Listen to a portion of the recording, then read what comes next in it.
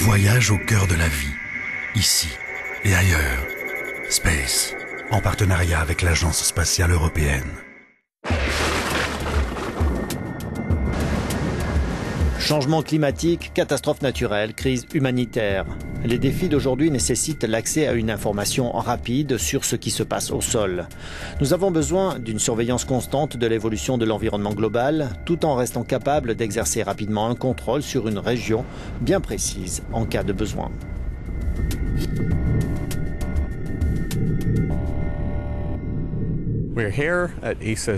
Nous nous trouvons ici à l'ESRIN, au centre d'observation de la Terre de l'ESA, à Frascati en Italie. Et cette antenne reçoit des informations qui viennent d'un satellite relais qui répercute les données du satellite Envisat, lequel orbite autour de la Terre 14 fois par jour.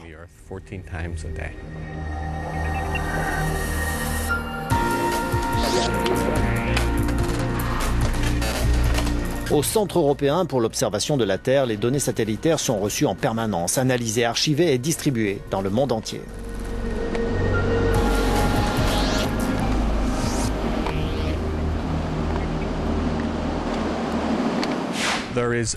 Voici toute l'étendue des services.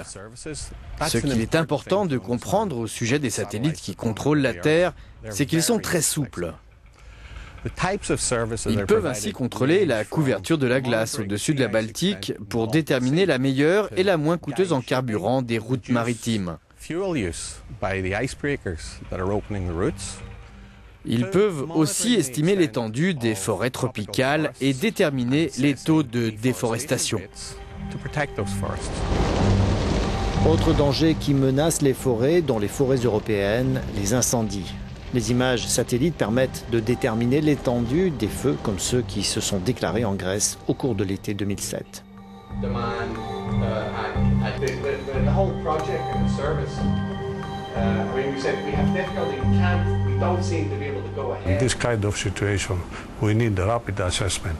Dans ce genre de situation, nous avons besoin d'estimer rapidement l'étendue des dégâts pour réagir et pour aider à réhabiliter la forêt et pour mettre en œuvre un rapide plan d'action.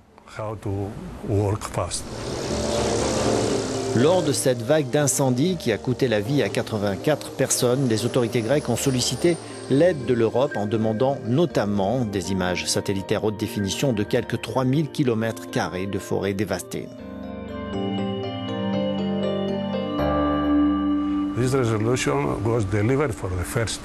Pour la première fois, nous avons eu des images d'une telle définition. Des images gratuites qui nous ont beaucoup aidés alors que nous affrontions cette situation extrême.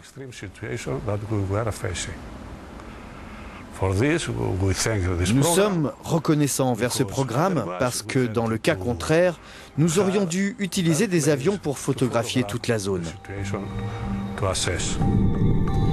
Que ce soit dans des cas d'urgence ou pour des observations environnementales quotidiennes, les images satellites sont évidemment nécessaires.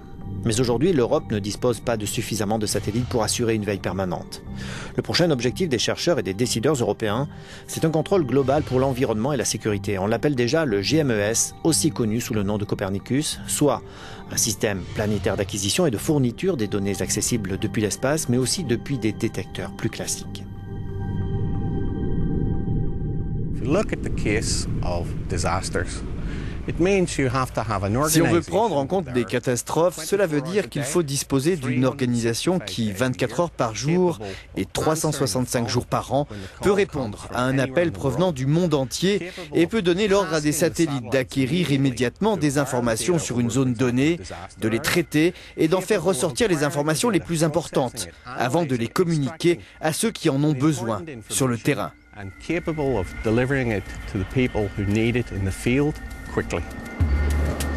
Un tel système pourrait être opérationnel au cours de ces prochaines années, quand les nouveaux satellites auront remplacé leurs prédécesseurs qui orbitent actuellement autour de la Terre.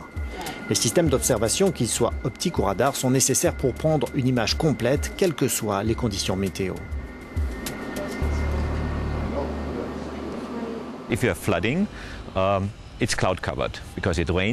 Si on a des inondations, cela veut dire qu'il y a une couverture nuageuse et des pluies. Donc normalement, les satellites optiques ne peuvent pas percer les nuages. Il nous faut donc des satellites radars. Des radars qui passent au travers des nuages et au travers de couches pluvieuses indépendamment de la lumière du soleil. On peut donc obtenir des informations même pendant la nuit. Avec ces données obtenues jour et nuit, quelle que soit la météo, on peut donc estimer immédiatement la situation.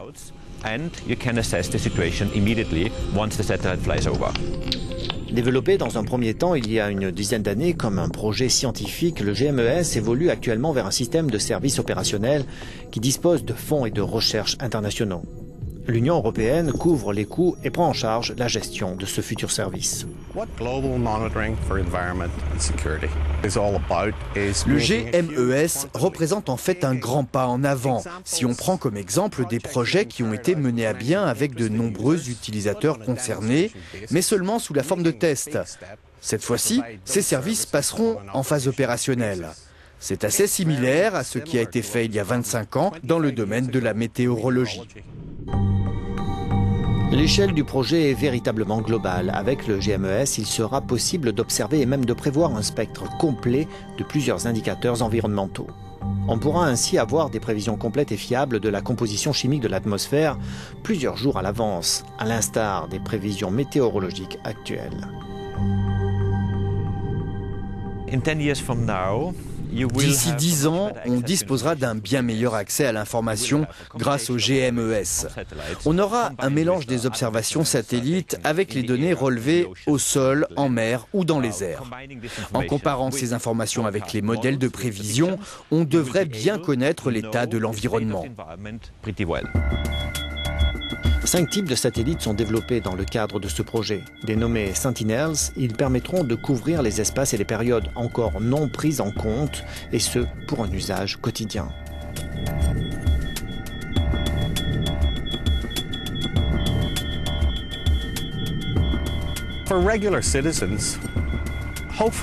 Les citoyens ne devraient heureusement pas faire la différence de la même façon qu'ils n'ont pas remarqué le lancement d'un nouveau satellite météo.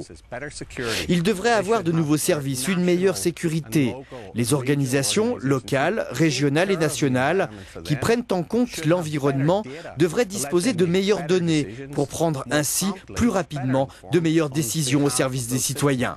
Le GMES va ainsi contribuer à l'amélioration de la qualité de vie des citoyens, mais heureusement, ils ne le remarqueront pas. Ils verront juste une amélioration des conditions de vie et ils se sentiront plus en sécurité. Améliorer la gestion de nos ressources naturelles en contrôlant la qualité des eaux et de l'air, en planifiant nos villes et en promouvant les énergies renouvelables, telles sont les ambitions du GMES.